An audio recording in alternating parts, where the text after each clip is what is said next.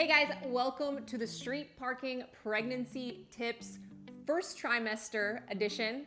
I'm Miranda Alcaraz and I am in my first trimester right now. This is Coach Carolina Stone. She is the Street Parking Mamas coach and is our resident expert on all things pregnancy and postpartum. Well, I don't know about that, but these are some simple tips for helping you throughout your pregnancy.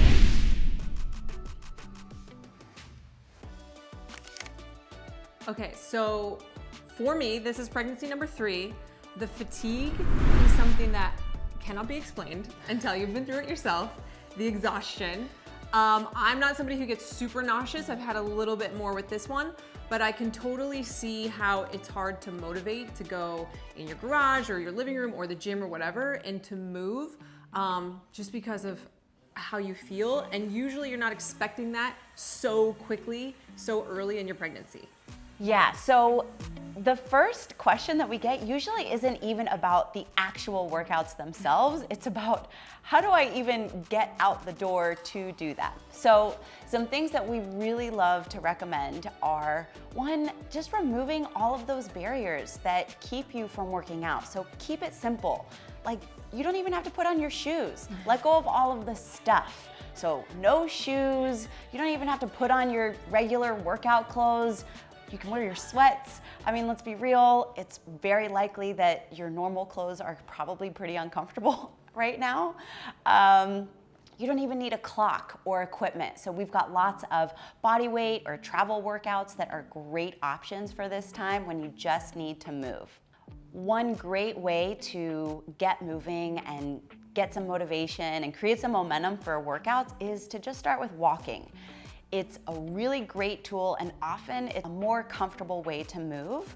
And it's something that can be a healthy habit throughout your entire pregnancy and into postpartum. Shift is a great option for the first trimester. It is a little bit less complicated and more simple version of the daily workout, which is sometimes just easier for you to wrap your brain around and get motivated to do. One last way that you can get moving is to just focus on moving for quality rather than for reps or for time. I know for me, and this has been true for all 3 pregnancies, I have really good days and not so good days as far as energy levels. There are lots of days that I don't feel like working out, and I'm somebody who loves working out, but I always feel better afterwards. It's usually just the first like 5-10 minutes of like starting to warm up and getting out to the garage that's really difficult. Once I'm in it, I'm always glad that I did it, and it feels good to sweat. It feels good to like feel like myself a little bit. So I would encourage you not to wait to be motivated or wait to feel like you have energy. Just go out and start moving. Oh man, this is, for me personally, this is probably the question that I get the absolute most, both in like my DMs or friends asking me or whatever. I know for me personally, it's been, the answer to this question has been different even from pregnancy to pregnancy. And I know there are so many factors that go into this for each individual person, where they're starting and everything. So I'm really glad that we're gonna answer this one.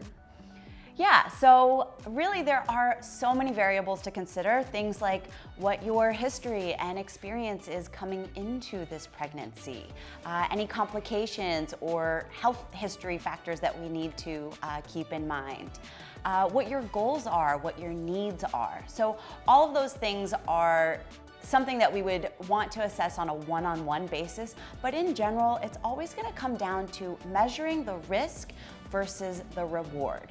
And that can be in a number of different ways. One is going to be in terms of the safety for your overall pregnancy and well-being of the baby, as well as yourself. So things like how comfortable and how safe do you feel doing a box jump? If it's not something that you're comfortable or confident in attempting normally, well, we don't recommend doing that during pregnancy. One simple way to help you assess whether or not a movement is appropriate for you during this specific time is how you're breathing.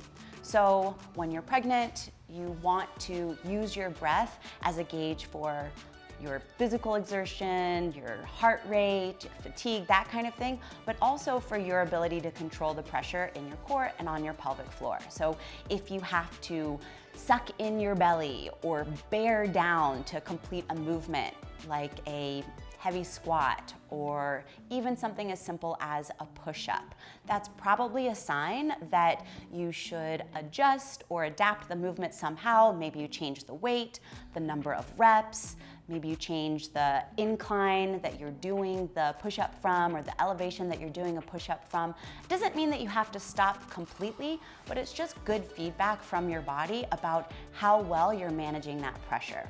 So basically, there's no one perfect answer for that question. Right. And it's all about becoming really in tune with your body. And you know, something that I really worried about in my first pregnancy, and I think what a lot of people struggle with, is worrying that if I don't do kipping pull-ups or toes to bar for a year, I'm never gonna be able to do them again.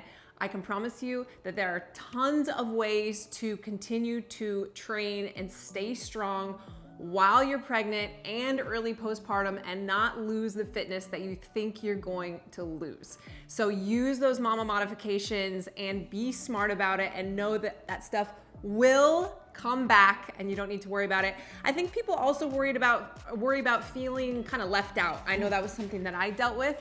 So again, that's why we provide all of these modifications for the street parking workouts so that you're not kind of like over in the corner doing something completely different. You can stay a part of the community and stay a part of the workouts and make them work for you in a smart way.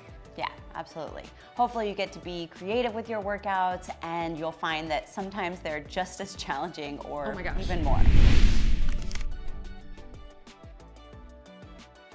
This is a question, again, that we see a lot. Now, I'm not somebody personally who feels like lifting super heavy. I think it's more just because I don't feel like loading and unloading a bar because of the exhaustion during pregnancy. Yeah. But I know a lot of people enjoy and want to continue to lift heavy throughout their pregnancy. So what are some things that they can be thinking about or some tips to take away?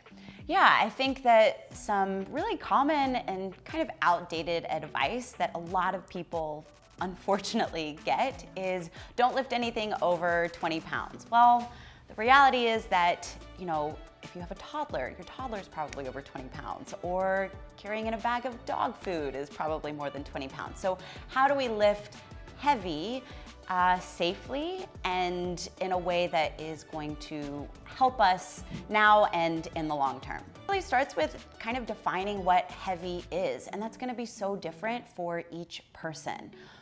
What you want to do, again, like with the back squat or knowing how or when to modify, is asking yourself, am I 100% certain that I can complete this lift from beginning to end?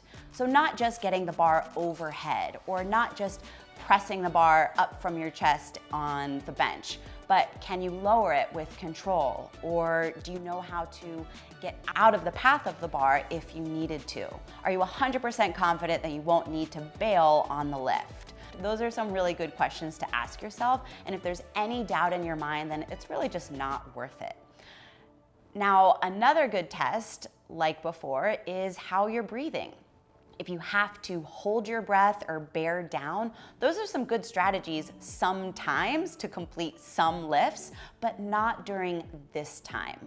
Right now, just because you might have the physical strength to complete the lift, if it requires you really bearing down forcefully on your pelvic floor or your abdominal wall, it has the potential to increase the risk for your long-term health and fitness goals, which we really just don't need to do for the sake of completing one heavy back squat.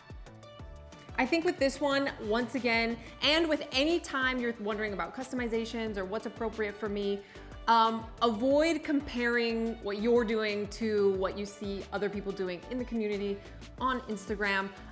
Maybe 65 pounds for a thruster is heavy for some people and it's actually light for other people. So just attaching it to a certain number on the bar or a certain weight of dumbbells doesn't necessarily apply to each individual person. So be careful about making that direct comparison when it comes to the specific numbers. And then again, I think a big concern and the reason why people want to continue doing this is because they're so worried they're gonna lose all their strength while they're pregnant.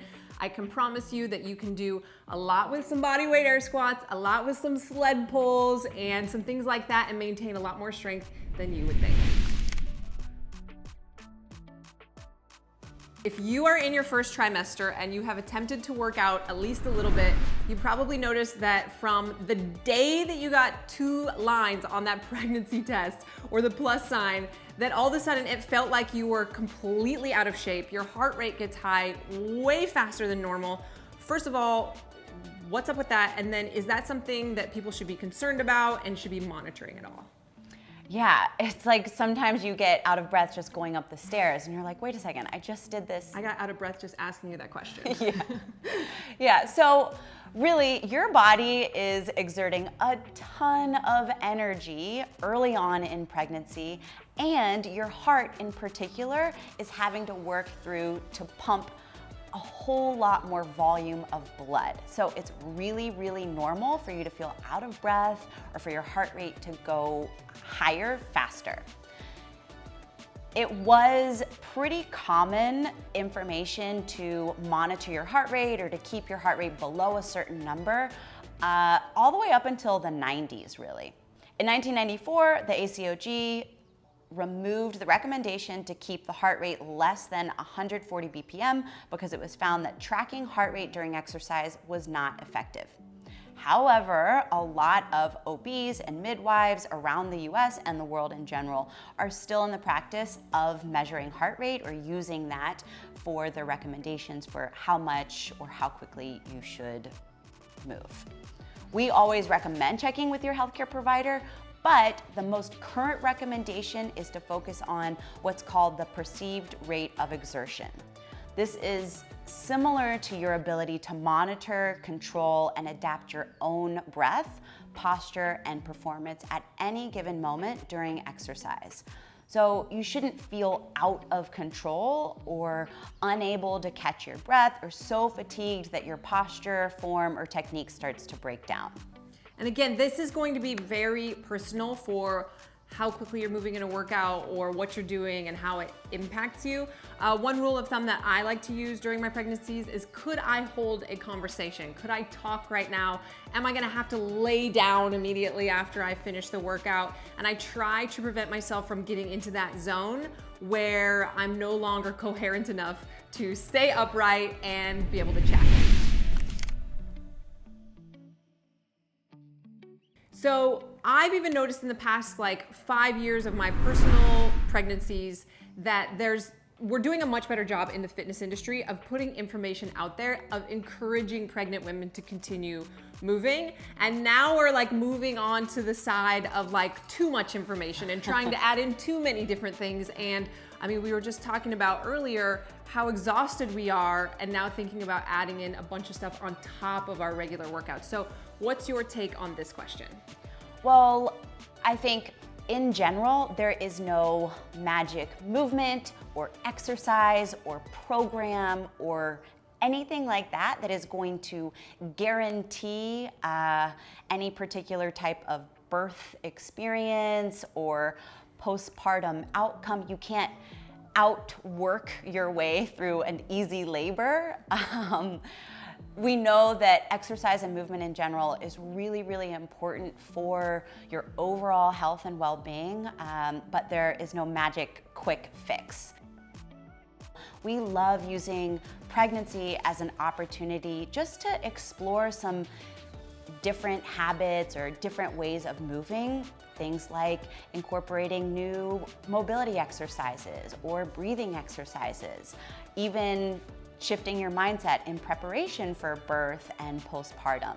We also really encourage our members, really all of our members, to use the functional progression warm-up. It's a great tool for anyone, but especially during pregnancy and postpartum, it can help to connect you to and coordinate and really build some strength in the entire system of your core.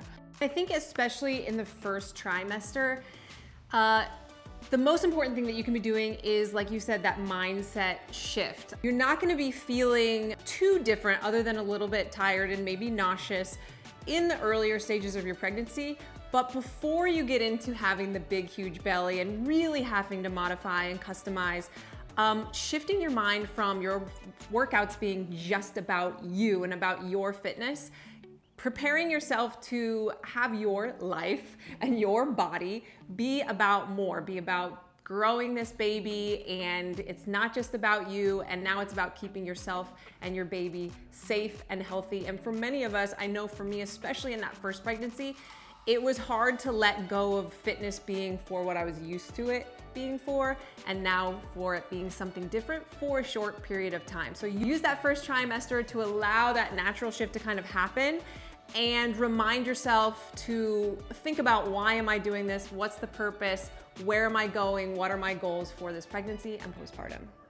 If this was helpful, you can find more information like this on the SP Mamas page of the Street Parking Members Only website.